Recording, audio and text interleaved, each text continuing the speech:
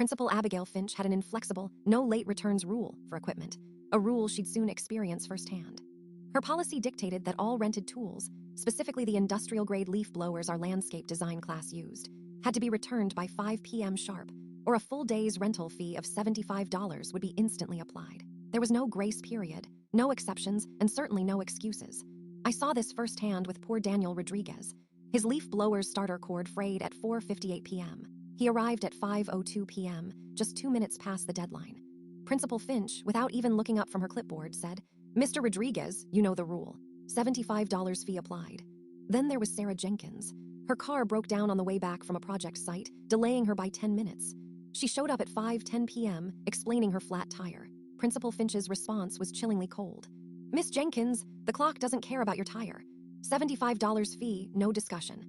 This unwavering adherence to a strict deadline, regardless of circumstance, illustrated an unyielding commitment to her arbitrary rule, a classic example of cognitive rigidity. My own project deadline was approaching, and I couldn't afford a $75 penalty. I had already spent $20 for the rental, and that fee would put me in the red for the week's budget. I decided to prepare. I rented my leaf blower, model RB-2000, 2 days before the deadline. I triple-checked its operability. The day of the return, I arrived at the equipment shed at 4 p.m., a full hour early. I took photos of the shed's empty return bay, time-stamped on my phone, at 4:05 p.m., 4:15 p.m., and 4:30 p.m. I wanted undeniable proof of my readiness. I even recorded a video of myself walking up to the locked shed door. 4:45 p.m., no sign of Principal Finch. 4:50 p.m., still nothing.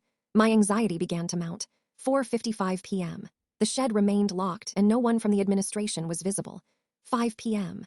The deadline passed. I recorded the exact time on my phone, showing my leaf blower perfectly staged for return. 5:05 p.m. Dread set in. 5:15 p.m. Where was she? 5:20 p.m. The air was thick with tension. Then, at 5:25 p.m., Principal Finch finally pulled up in her golf cart, her own leaf blower rattling in the back. "Sorry, everyone," she huffed, wiping sweat from her brow. "Had a little trouble with my motor. Took me a bit longer than expected to finish up the stadium field." I calmly stepped forward, holding my phone. "Principal Finch," I stated, "the official policy, Section 3, Subsection B, states all equipment must be returned by 5 p.m. sharp. You are 25 minutes late." Daniel and Sarah immediately pulled out their phones, recording her reaction. Just then, Mr. Henderson, the head of facilities, drove up. "Abigail," he called out, "I just saw the stadium field. Your blower was still running at 5:15 p.m. You know the rule, a $75 late fee applies." He then calmly applied the exact $75 fee to her rental account. Her own rule was applied to her because of the principle of reciprocity. Follow for a new story every day.